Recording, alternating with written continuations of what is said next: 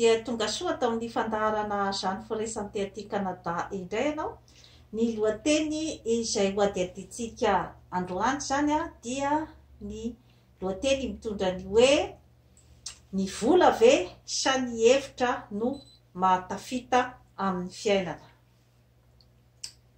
Esoriko aloha zany ny masika fa iresaka bebe kokoa zany isika momba an'izay lohateny izay. Ny vola ve sa ny hevitra no mahatafita amin'ny fiainana. Efa nazavaiko teto ny fanazavana ny atao hoe ohatry ny ahoana ny atao hoe olona tafita.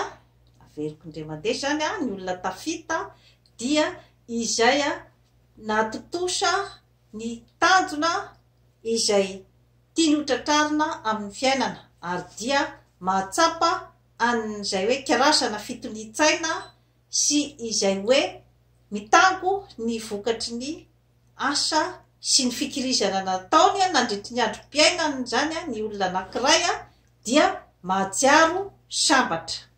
Izay zany no famaritana tsotsotra ny atao hoe olona tafita ary samy manana ny ataony hoe tafita ary samy manana an'izay hoe toerana no tadiaviny tamin'ny fiainana izay zany ny olona tsirairay satria mety miseho amin'ny endrika maro ny fahatafitana amin'ny fianarana manana diplôma ambony ohatra ny fananakarena manambola be milionera miliardera ohatra ny fahatotosana ny zavatra ny formation izay natao dia nahitana asa nahafahana namelona ny vady aman-janaka sy mba nananana ny voninahitra ny amin'ny hoe mba mahaleo tena arabola ary afaka mba mamelona ny vady aman-janaka tsy mila miankinakina amin'iza na iza. Ireo rehetra reo zany dia endriky ny fahatafitana daholo zany hoe samy manana zany ny tanjony sy ny nofinofiny ny olombelona rehetra fa ny tena katsahana zany dia ny hoe fitonian-tsaina sy ny asambarana ao anatin'izay hoe tanjona izay tiana hotratrarin'izay. Ka iverenako zany ny lohateny hoadihadintsika eto zany dia ny hoe ny vola ve sa ny hevitra no ahafahanao manatotosa an'izay nofinofinao zay amin'ny fiainana. Maro ny fitenenana ny amin'ny hoe ny vola ny maharaga. Betsaka koa zany ny hoe raha tianao zavatra dia hoe aiza ny vola. Izany hoe tsy misy mihitsy zany raha amin'ny salababebahoaka amin'ny ankapobeny zany dia tsy misy zavatra vita raha tsy misy ny vola. Anao élection présidentielle dia hoe aiza ny vola. Tsy maintsy zay be vola no ho lany amin'ny élection présidentielle. Zany hoe efa zavatra raiky tapisaka ao anatin'ny sain'ny tsirairay zany zay zavatra zay dia na dia ny manan-kevitra aza zany dia mihemotra rehefa hoe izay zany no zavatra nasitrika ao anatin'ny lohan'ny zanak'olombelona ny hoe izay manambola no afaka ho président de la république. Izay manambola no afaka anana fiainana tsaratsara kokoa. Izay manambola no afaka anangana orinasa. Izay zany matetika no zavatra fandre. Avy aiza nefa ny vola. Eo zany ny fanontaniana mipetraka. Ny vola dia avy amin'ny hevitra. Aoka fantatritsika izay zavatra rehetra izay. Satria ny olombelona ny namorona ny vola Ary taloha ny fifandraisan'ny zanak'olombelona dia tao anatin'ny takalo. Zany hoe raha ohatra ka misy olona anankiray zany manana akanjo izy dia natakalo satroka ohatra. Ohatran'izay zany ny fandehan'ny fifanakalozana taloha. Taty aoriana kosa nefa zany dia mitombo hevitra ny zanak'olombelona to manahirana ity takalo isaky ny ray minitra ity fa andao zany asitsika karazana hoe valeur zany ny zavatra ifanakalozana dia namoforomony zany ny vola olombelona ihany zany namorona ny vola ka amin'izay fotoana izay zany no afahatsika mitrandraka an'ilay tolo-kevitra hoe mifandray ny hevitra sy ny vola satria ny vola dia avy amin'ny hevitra ary ny vola no manome hevitra asa hoe d'accord amiko ve ianareo amin'izay circonstance izay satria azo lazaina fa mifandray a cercle vicieux ireo zavatra rehetrarehetra ireo ny olona izay mpanefoefo dia tsy mpanefoefo tonga teo fotsiny fa tsy maintsy nisy hevitra mitsiry tao aminy zany atongavany amin'ny toerana mpanefoefo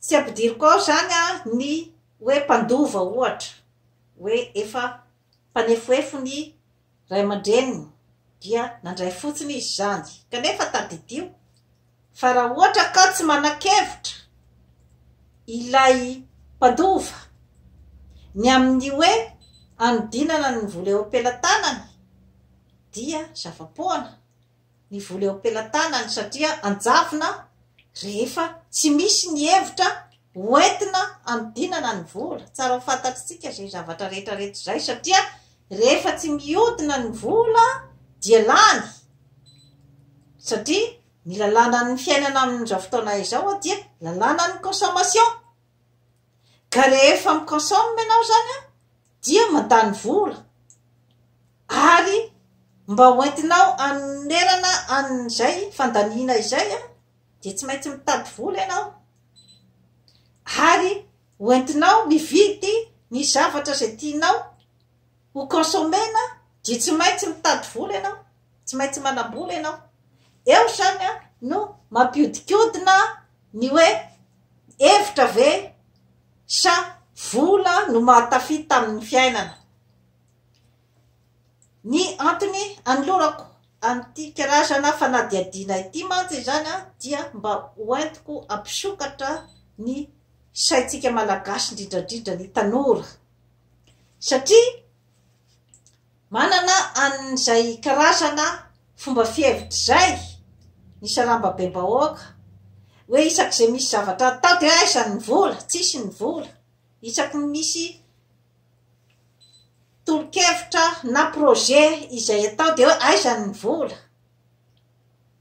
vola tsy tonga fahatany fa tsy maintsy misy ny hevitra hitadiavana azy tsy maintsy ao aminao aloha ny hevitra ny anao zavatra izany hoe ny projet izay tianao atao zany dia tsy maintsy zavatra ny volavolainao tao anatin'ny sainao tao alohan'ny hitadiavanao vola ohatra hoentinao mampandroso an'ilay projet aoka azava zay zavatra rehetrarehetra izay ny fomba hitadiavanao ny vola izay anaovanao ny financement ny projetnao dia miankina ihany koa amin'ny hevitrao miankina koa amin'ny hevitra hoe ahoana zany aiza no ahitako ny financement an'ity zavatra karakaraiko ity eo zany ny fandraisan'ny hoe hevitra sy ny vola ka ny saitsika io zany dia afaka mamolavola zavatra maro dia maro zany amin'ny fiainatsika olombelona mba anatotosana zany ny nofinofitsika miainga amin'ny hevitra ny zavatra rehetrarehetra miainga amin'ny hevitra ny arena miainga amin'ny hevitra ny vola miainga amin'ny hevitra ny fananana asa ny fanatotosana ny fianarana ny fandehanana amin'ny fiainana tsaratsara kokoa. Eny fa na ny fanabadiana ara dia miainga amin'ny hevitra ry tovovavy, satria tsy entina fotsiny amin'ny hatsaram-bika sy ny hatsaran-tarehy ny fanorenana tokantrano, fa sahala amin'ny entreprise ihany io. Ao aloha ny fitiavana, fa ao ihany koa ny sainao izay mamolavola ny fiarahanao amin'ny vady aman-janakao, ny fifampitondranao amin'ny vady aman-janakao, ary ny fieritreretanao hoe aiza moa zany ny objectifa izay eritreretiko amin'ity fitondrana an'ity tokantrano ity. Ahoana ny fomba hitondrako azy mba ananako taranakavanina sy fianakaviana sambatra. Mila ny atidotsika olombelona daholo zany zavatra rehetra izany. Ka amin'ny fotoan-tsarotra ohatran'izao zany no anaovako an'ity émission ity, dia ny fianaky ny coronavirus any Madagasikara amin'izao fotoana izao, ary ny fahasarotan'ny fiainana manoloana n'izany zavatra rehetra izany, satria tsy ny coronavirus ihany no zava-misy sy manahirana amin'izao fotoana izao, fa ny resaka sosialim-bahoaka amin'ny lafiny sy amin'ny endriny maro samihafa. Ka ao anatin'ny sarotra no ahafahanao saina bebe kokoa ny ikatsahanao ny vahaolana amin'ny olana rehetra izay mitranga eo amin'ny fiainanao, ary dia ny ahafahanao mitsinjo lavidavitra kokoa hoe aiza ny tanjona izay tianao tratrarina amin'izao fotoana izao. Satria eo no tokony ampiasan'ny tsirairay zany ny fitadiavam-bahaolany amin'ny zavatra rehetra izay ataony amin'ny fiainana. Ianao izay mijery ahy amin'izao fotoana izao, de tadidio fa ny vahaolana voalohany dia avy any aminao amin'izao zavatra mitranga izao. Any aminao ny vahaolana voalohany,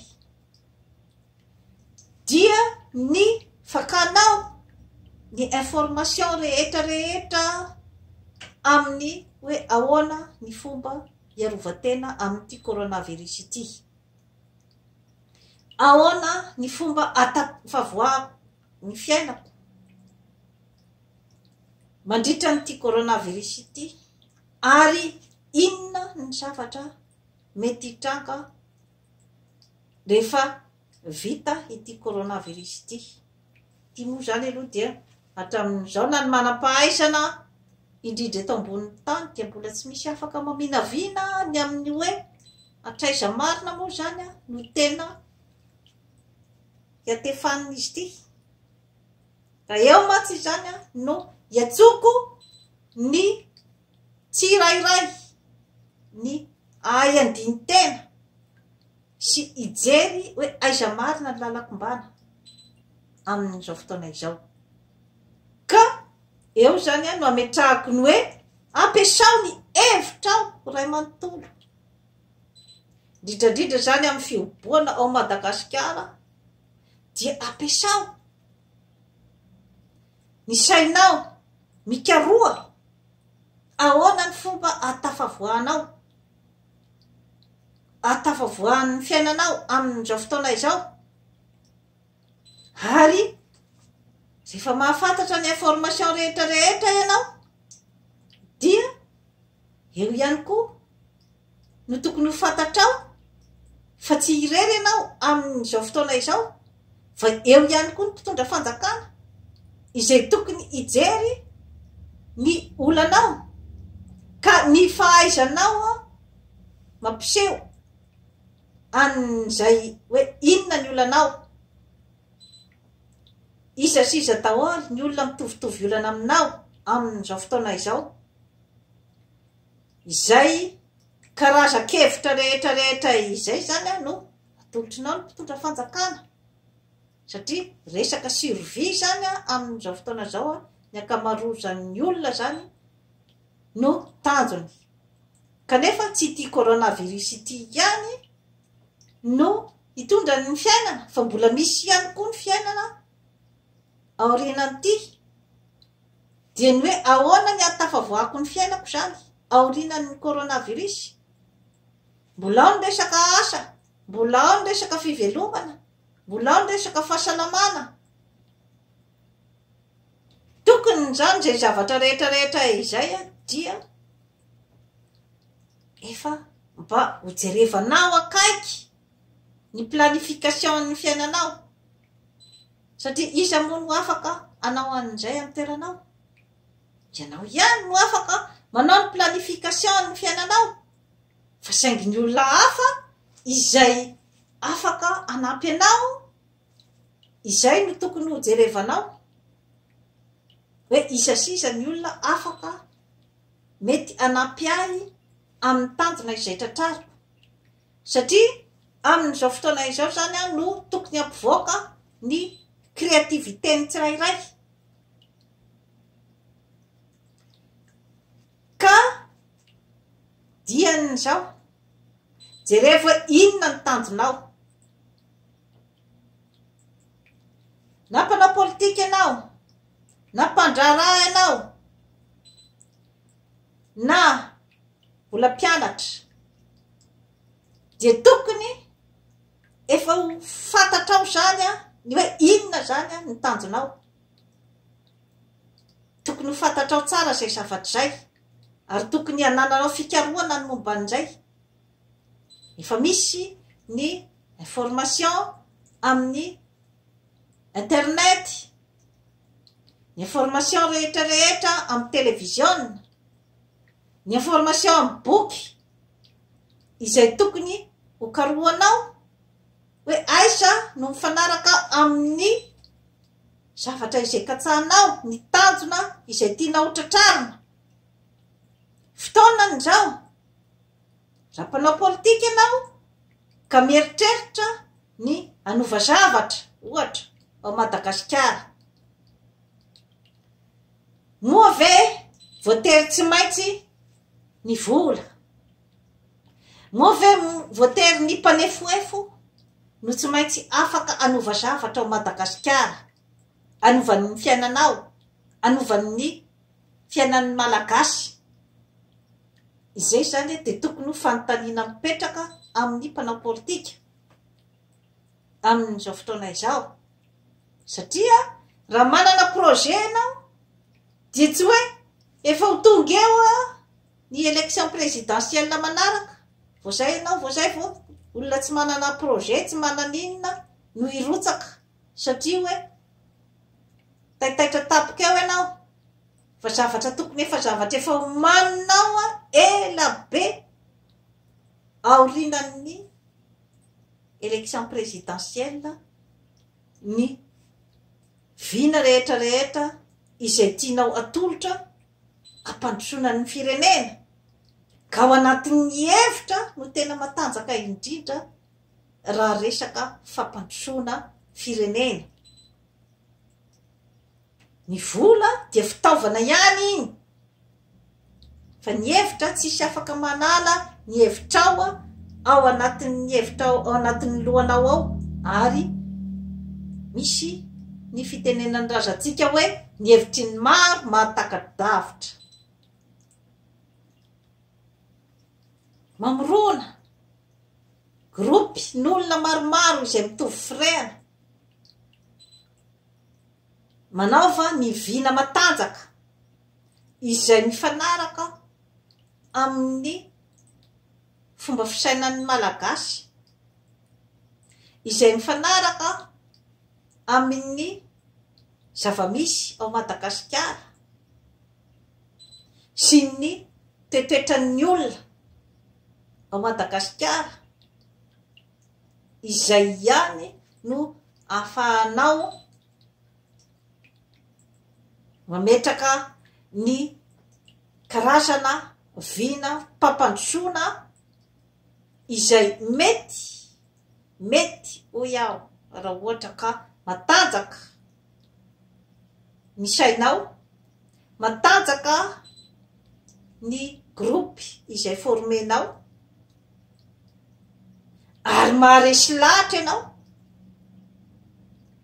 dia amiko tsy mila n'izany hoe tsy maintsy olona be vola be vo zay vo afaka hitondra ny Madagasikara. Tsy atompoko. Ohatra raisiko fotsiny amin'izany hoe fananan-kevitra. Andriamatoa Barack Obama mivady ene, de tena tsisy vola, atao hoe tsy manam-bola raha oharina amin'ny mpanefoefo aty Amerika Avaratra. Kanefa dia azo Andriamatoa Barack Obama ny toerana tao amin'ny Maison Blanche, resaka hevitra, resaka fahaizana mandresy lahatra, resaka karisma, resaka fahaizana amampahalalana no nahafahan'ny couple Obama niditra ny Maison Blanche, zay zavatra mbola tsy azo nieritreretina eto ambonin'ny tany, izany hoe couple mainty ao amin'ny Maison Blanche izany. Nefa dia jereo ny personnalité Andriamatoa Obama. Ho anao zany izay te hiditra amin'ny fanovanan'ny Madagasikara, ho anao zany no itenenako an'ity émission ity. Ny vola sy ny hevitra, zavatra mifanohana io. Zay tsy midika hoe tsy misy ilana ny mpanambola. Ny manan-kevitra dia afaka miara-miasa amin'ny mpanambola. Ny manan-kevitra dia afaka mamolavola ny sain'ny mpanambola mba ho afaka hanampy azy ao anatin'ny fitiavan-tanindrazana. Satria ny malagasy ihany ny vahaolan'ny Madagasikara tompoko. Ty ny Banque Mondiale sy ny FMI sy ny sisa ny firaisambe iraisam-pirenena, tsy ny tany vaventy tompoko no anavitra ny Madagasikara fa ny malagasy. Ny malagasy no anavitra ny Madagasikara, ny hevitry ny malagasy no anavitra ny Madagasikara. Zay tsy midika hoe hitsipaka ny fiaraha-miasa amin'ny tany mandroso, fa mahay miara-miasa aminy ary mahay mampiasa azy. Samihafa de samihafa izay zavatra zay. Eo zany no ipetrahan'ny lanjany hoe olona manan-kevitra. Manan-kevitra, manana personnalité, olona afaka mandresy lahatra, ary olona tsy kivikivy, tsy mora kivikivy, na olona mora voapepo. Izay no karazana Moïse izay andrasantsika malagasy. Ho tonga ve zay fanontaniana mipetraka zany amin'izao fotoana izao.